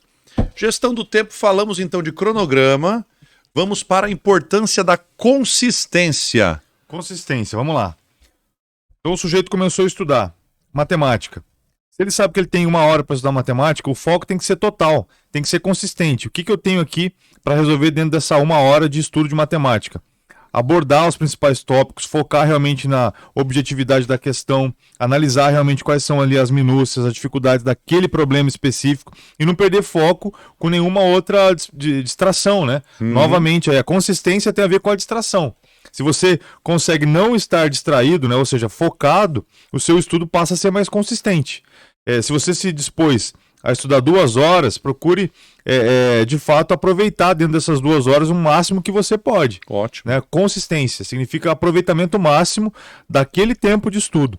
Acredito que não tenha outra definição para isso no meu humilde olhar para isso, né? Para esse tópico consistência, é fazer o melhor possível dentro daquele tempo predisposto de estudo. Acredito que seja isso no meu humilde olhar. E a consistência na gestão do tempo, a gente tem que enxergar isso como se fosse uma maratona um pouco. Então, assim, se você começa a treinar para correr 42K, você não vai entrar e vai correr 42K. Então, comece a traçar. Eu consigo ter consistência de estudo em 25 minutos. Pô, então mantenha os 25 minutos. Quando você sentir que está tranquilo os 25 minutos e quando você perceber, você está chegando em 40 e quando vai chegando em 40 você começa a perder o foco e aí você vai começar a trabalhar. Então você vai manter nos 40 e vai trabalhar às vezes 1 semana, 2 semanas, 3 semanas, 1 mês ali nos 40 minutos. Um trabalho quase que físico, né? É um trabalho de concentração mental ali, de você conseguir se dedicar àquilo. E aí depois dos 40... não, agora eu tô conseguindo chegar em 1 hora. Legal. Provavelmente num trabalho de 1 ano, né, você vai conseguir estudar com períodos de consistência de 1 hora com folga. Daí você estuda 1 hora, aí a gente vai falar daqui a pouco, de pausas maiores, mas também eu posso estudar 1 hora, dar uma descansada, esticar o corpo, tomar uma água e voltar a estudar mais 1 hora. Se quer usar o celular, né, eu acredito que não precisa, mas é ter esse controle. Pô, eu vou estudar 1 hora, daí eu vou consultar se alguém mandou uma mensagem para mim ou não. Autonomia, durante essa 1 né? hora eu não vou ter contato com o meu celular, eu vou ser consistente nisso aí. Muito bom. Gente, é um trabalho quase que primeiro, de preparação mental e você também se acostumar com uma realidade de prova, né? O simulado, por exemplo, o simulado ele acontece uma vez na vida ou tá na morte? Não. O simulado acontece dentro de um intervalo pensado de tempo, né? E isso por quê? Porque o simulado dentro de determinado plano de ensino ou de determinado material apostilado é mês a mês, é bimestre a bimestre, existe uma constância pensada para que você se acostume não somente com o domínio do conteúdo, mas para que você se acostume numa rotina de prova, para que você saiba fazer uma prova, como você se comporta fisicamente numa prova, né? Então é sim importante a consistência e a constância dentro do estudo, tá, gente? Galera, gestão de tempo, passamos por cronograma e consistência, né? Pausas produtivas, isso aqui cada pessoa parece que interpreta de um jeito, né? A fala pausas produtivas. O que seria, Ismael, pausa produtiva e qual a importância disso pro cara que foi mal e agora tá pensando, pô, tem que fazer alguma coisa, pra ontem? Bem, a pausa ela é importante para tudo, inclusive na música, né? Você é músico. Verdade. O Bono que tá ali violonista. É músico também. A pausa é música, né? A pausa ela é música, faz parte da música. E a nossa vida, ela se você analisar de forma Análogo, ela também é uma música, você está tocando alguma coisa ali, você está desenvolvendo alguma coisa, você está apresentando alguma coisa. Então, fazer a pausa é saudável e vai harmonizar o todo, né? Ou seja, na prática, depois de uma atividade estressante, onde há uma consistência, há de fato um mergulho, né? Uma profundidade, é importante que você faça essa descompressão, né? A consistência é a compressão. Você está ali compactando toda a sua informação, toda a sua concentração. A pausa é esse momento de descompressão. Você vai dar um alívio, você vai olhar para outras situações ali que não sejam de fato aquele mergulho ali nos estudos. Mas no caso da pausa produtiva, é um pouco diferente. No caso da pausa produtiva, eu entendo que o sujeito vai fazer uma pausa, mas ele ainda continua no nível de produtividade. Então, por exemplo, vou fazer uma pausa do cursinho para minha casa. No ônibus eu continuo ainda fazendo um estudo, eu pausei aquela maratona intensa de estudo, mas nesse momento de pausa eu leio uma leitura mais leve, eu escuto um podcast mais leve daquela disciplina, ou seja, eu faço uma pausa, mas eu ainda consigo produzir o mínimo possível para ainda me manter dentro ali de um momento de atividade. Eu entendo que essa é a pausa produtiva que tem que ocorrer aí nos momentos de descompressão. Não é abandonar os estudos 100% do tempo, 5 horas sem fazer nada, não. Dá uma pausa de 10 minutinhos, 20 minutinhos, mas tenta pegar um assunto mais leve ali no ônibus ou no carro, ou no momento ali depois do almoço. É uma pausa ativa, né? Não é uma pausa 100% ali largada, sem produção nenhuma, né? Eu entendo que é isso. Gente, entendam o que eu vou dizer agora, tá? Eu, como professor de português, o pessoal sempre fala assim: vai ter prova do livro paradidático, né? Tem um filme que eu possa ler para substituir esse livro que eu tenho que ler? Não, gente, eu sou completamente contra, tá? Nada substitui a leitura e diretor nenhum consegue condensar em 2 horas de filme que seja uma obra de 500, 600 páginas, pelo menos não com tanta qualidade que foi impresso ali, né? Mas eu acho que alguns filmes podem ser escolhidos de maneira proposital, né? Eu preciso melhorar muito no sentido do estudo de história, por exemplo. Você pegar um filme medieval, um filme que conta lá a história da divisão da Grã-Bretanha, né? Eu acho que é muito interessante. Você desopila, você promove essa descompressão. O Ismael acabou de citar Napoleão aí, ó. Pois é, viu? Saiu ano passado, Napoleão aí.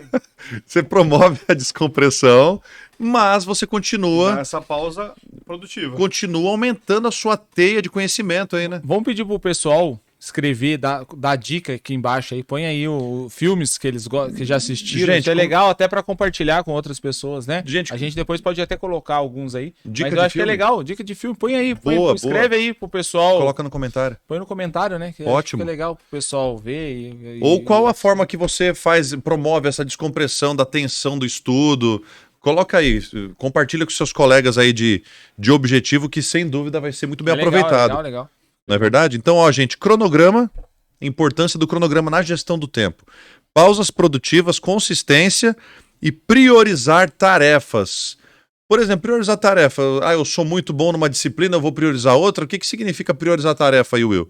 O que você entende? Eu sempre falo, às vezes eu escuto, não fiz porque eu não tive tempo. Não é tempo. Você não priorizou a tarefa que você tinha para fazer. Então, a prioridade das tarefas, eu acredito que isso é muito importante. A maturidade traz isso. Com a ajuda também, às vezes, de professores, dicas, né? Você priorizar aquilo que é mais importante você estudar.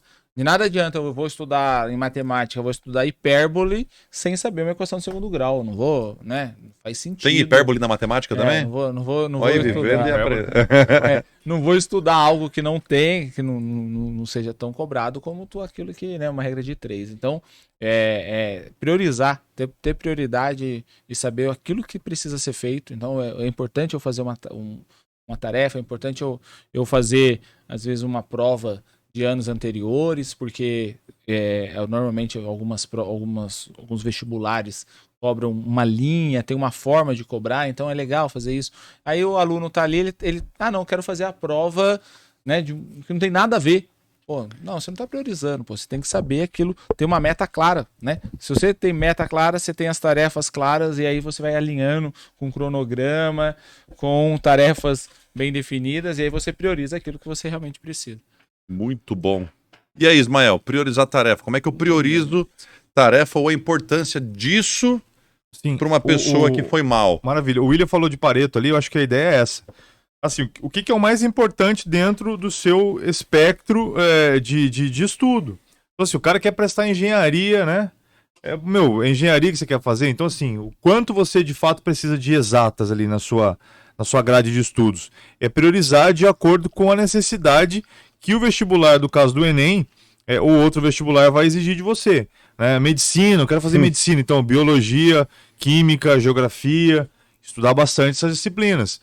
Então a prioridade do estudo ela tem a ver com o nível, né? A quantidade do conteúdo que vai ser cobrado do seu vestibular em específico. Não é isso? Então, assim, se é exatas, estude mais exatas, priorize exatas. Se é humanas, priorize humanas. Biológicas, a mesma coisa. Acredito, de forma geral, é isso. A prioridade vem, de fato, com a necessidade da sua meta, com a clareza que você tem sobre a sua meta, sobre o seu objetivo. Conforme você sabe, de fato, o que você quer, aos poucos você vai conseguir, então, entender o que deve ser priorizado ali no seu estudo. Agora, é óbvio, se você já dominou determinado conteúdo, priorize aqueles que você tem mais defasagem. Acho que é o inverso, né? Perfeito. Em primeiro lugar, você domina aquilo que você, de fato, precisa para a sua grade curricular ser alcançada. No segundo momento, você prioriza, então, aquilo que você tem dificuldade, né? Se você dominou matemática e tem dificuldade em sociologia, agora você passa, então, a estudar sociologia ou outra disciplina que te falta mais, né? Essa seria a minha ideia aí de prioridades. Legal. Quer falar Isso alguma aí. coisa? Gente, gestão do tempo é extremamente importante. Então, realize um cronograma, siga esse cronograma com consistência. Isso não significa que você não pode falhar um dia porque o Samuel foi lá te chamar para tomar um sorvete. Não, pode ir lá tomar um sorvete, mas aí você tem que dar conta de atingir esse cronograma posteriormente. Pausas produtivas não significa abandonar os estudos e agora eu vou para as poderia até Maldivas. colocar, então, uma pausa preditiva, né? Então, é aquela pausa que você sabe que você vai pausar. Tem um aniversário, né, que vai acontecer na quarta-feira, eu vou fazer uma viagem. Colocou no E cronograma, aí eu né? coloco no cronograma e essa pausa já está prevista. Você já sabe que aquilo vai acontecer, então você se organiza e aí você sente até bem. Você não sente que você tá... Não, você vai lá, você vai curtir o aniversário, você vai participar da viagem, você vai curtir aquele momento e porque aquilo já estava planejado e isso não vai interferir. Então tem que ter esse planejamento muito Boa. claro para não ter... Então, depois das Surpresa. pausas produtivas e aqui apontadas pelo William, as preditivas, as previstas, priorizar tarefas. Pode ser entendido das duas maneiras. Priorizar a sua vida de estudo em detrimento das outras coisas, dar conta de tudo aquilo que você precisa e, uma vez assimilado, priorizar as outras disciplinas ou outros conteúdos que não foram ainda adequadamente apreciados, né? Então, gente, mentalidade, sabotadores, gestão do tempo, entrando agora para o último tópico, galera. Técnica de estudo. Eu sou um adepto, assim, aos mapas mentais. Eu gosto muito de mapa mental porque eu fui um cara meio traumatizado com a professora, principalmente de linguagens. É uma autocrítica a galera da minha área. Textos enormes e a gente tinha que copiar, a gente quase se formou um xerocador ali, né? E a gente pouco extraía daquele monte de texto que a gente precisava copiar. Obviamente, minha ortografia passou a ser muito mais bem executada, mas a conceituação de determinadas partes ali da gramática, por exemplo, foram negligenciadas nesse tipo de coisa. Eu entendo que mapa mental é muito legal, o estudo de mapas mentais, você puxar setinha, de um jeito claro. Não, puxar setinha, adoro puxar setinha. Quem me seguir no Instagram lá vai ver que eu tenho alguns mapas mentais e eu compartilho também. E hoje tem muita caneta, né? Não, se torna...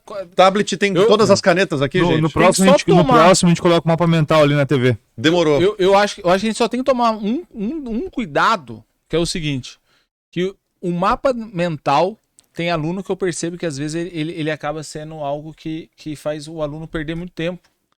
Ah, mas o porque conceito, gosta porque de... ele começa a valorizar tanto que ele quer fazer uma obra de arte no A mapa mental. estética passa a atrapalhar, né? Então eu sou meio assim, ó, faço o mapa mental bonitinho, legalzinho, mas não vai também, né, roubar o tempo, né, ali, porque aí vai dar ruim. Então tem que fazer, mas... Não pode acabar com o cronograma porque com você cronograma, demorou um porque ano você para ficou- fazer o negócio. Mas é enganação, né? Você falar que você ficou a tarde inteira fazendo um mapa mental, eu acho que tem que tomar um certo cuidado com isso aí. Muito bom. Mapa mental, Ismael. O Mas que é que bom, você acha hein? do mapa mental? Mas é bom, O mapa mental é importante, desde que seja coerente, né? Então, assim, a utilização do mapa mental, eu entendo que tem que haver uma estrutura substancial ali, um núcleo, né? Tem que haver ali um tema, um objeto ali em questão. Por exemplo, vai falar de grandes navegações. Então, o núcleo ali do mapa mental são as grandes navegações. E ao redor desse eixo principal, você tem que destacar os principais, né, acontecimentos e fatos do passado que levaram às grandes navegações e a consequência das grandes navegações. Então, você pode ali fazer uma abordagem mais abrangente ao redor desse núcleo central. Eu entendo que isso é importante, até mesmo para que você possa registrar com mais facilidade, ter acesso a essa memória, né, com mais facilidade. Um elemento central e uma abordagem mais global sobre aquele ponto crítico ali do tema. Acredito que é isso. Isso acho que funciona bem e é importante que seja assim. E é muito legal o que a professora Thaís também contou pra gente no bate-papo, um pouquinho antes. Quem estuda sabe a melhor maneira de estudar.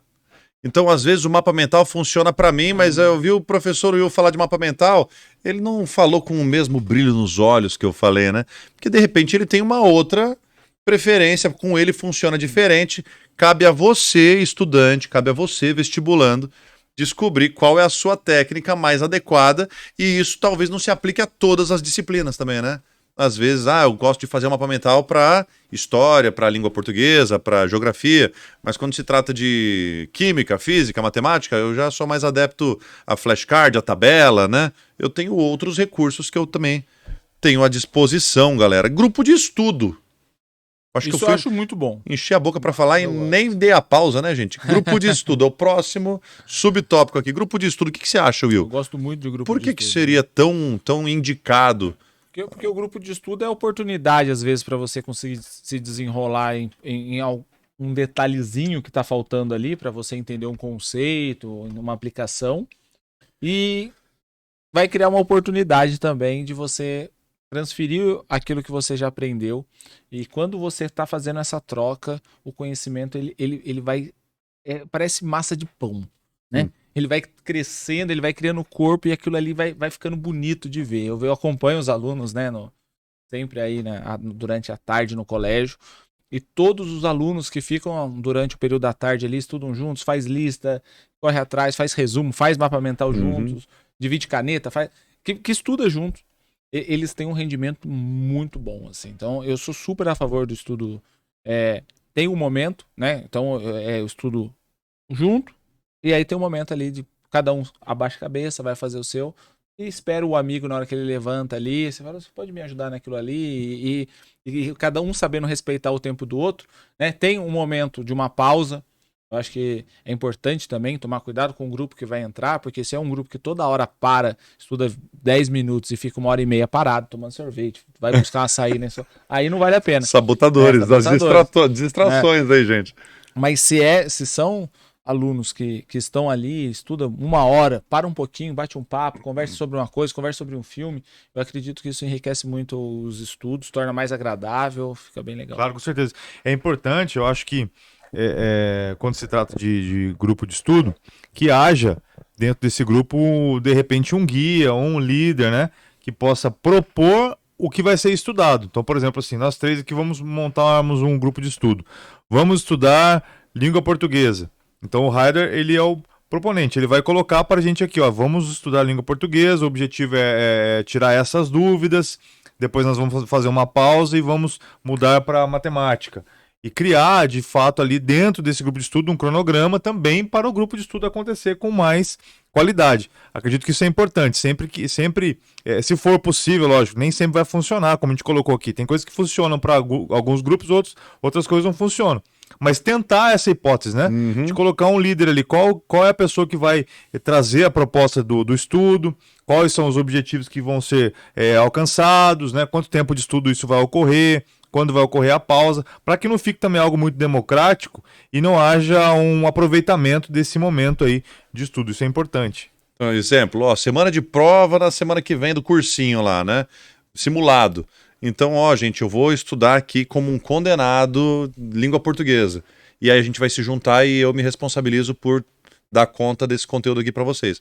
Ah, eu química, eu física isso pode desafogar um pouquinho, né, a tua obrigatoriedade de um estudo mais denso e dar a oportunidade da outra pessoa te ensinar. E pesquisas dão conta de que a pessoa que ensina, ela é a que mais aprende, né? Você tem lá, você assimila 5% do que você lê, 15% daquilo que você ouve, alguma coisa assim, né? Lá, né? E quando você ensina os outros, você assimila uma quantidade absurda, assim, no percentual de elementos ali assimilados, né? Então, grupo de estudo, gente, vale a pena vocês tentarem. É uma possibilidade muito possível, assim, de dar certo, beleza? Então, mapas mentais dentro de técnica de estudo, né? Estudo em grupo, simulados. Adoro. Gente, simulado, olha o nome do negócio, simulado. Para que serve, Will? Pra simular. Para simular. Aí, olha só pra você ver. Né? Tem que treinar, né? Eu acredito que o treino ele leva à perfeição. Então, se você não treina, se você não consegue treinar e aplicar ali uma rotina, quando você chega para enfrentar, né?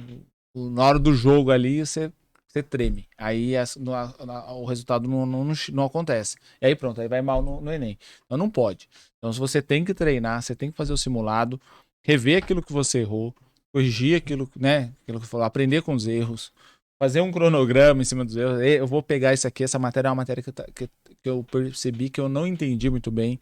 Então o simulado ele tem esse objetivo. Né? Ele consegue trazer para você aquilo que você ainda não entendeu.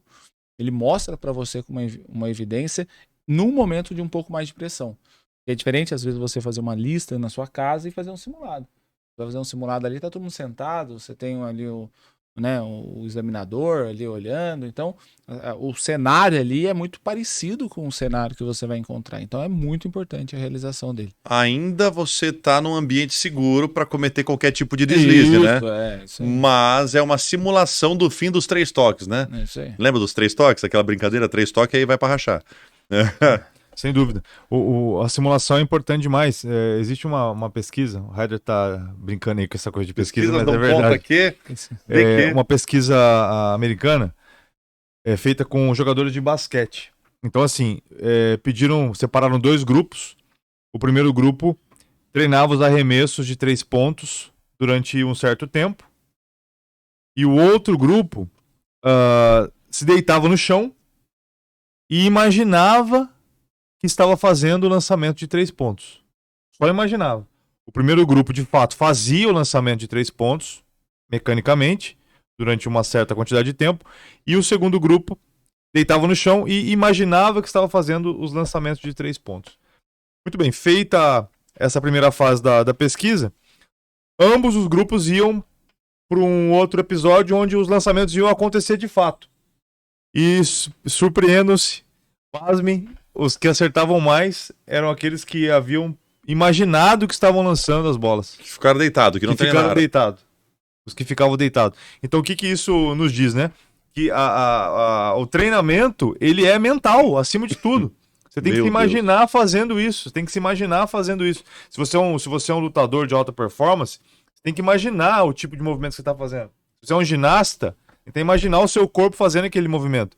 Ainda que na prática, lógico, você vai ter de fato a experiência ali concreta. Mas imaginar que você está indo bem no simulado, imaginar que você está indo bem numa prova, imaginar que você vai passar no vestibular, isso é super importante. Como mostra a pesquisa. Até mais importante do que a própria prova em si, né? Simulação, então, nesse sentido que ele colocou, de simulado, prova, etc., passa a ser muito importante. Muito importante. Muito bom, gente. Técnica de estudo é um negócio fundamental. Você precisa desenvolver e precisa descobrir qual é a sua melhor maneira de assimilar e de se preparar adequadamente para o dia do Enem. que já se aproximam, né? Em 2024 começa agora para vocês, hein? É isso aí. Mapas- Sai o resultado, começa o outro. Não. Você está se preparando na hora certa. É aqui com a gente mesmo, ó. Mapas mentais, muito importante. Estudo em grupo, muito importante. Os simulados te preparam para o ambiente de prova. O que significa técnica mnemônica ou estudo mnemônico, Ismael? Explica pra gente aí. E a importância disso também dentro do contexto de estudo. Então, por exemplo, quando você vai estudar física, né? Aí você se depara lá com uma fórmula de energia, de movimento, movimento uniforme, né? A famosa fórmula do sorvete, não é isso? S igual a VT. Então, S é o espaço, V é a velocidade, T é o tempo. Então, você transforma esse SVT na palavra sorvete. Então, você transformou uma equação matemática, física, numa palavra que vai te ajudar a memorizar aquela equação. É que Então, nem isso aquele é o mnemônico. É que nem aquele Bela Magrela casou com o senhor Barão. Isso, exatamente. Tabela, Bela Magrela casou com o senhor Barão Ratão. tabela periódica.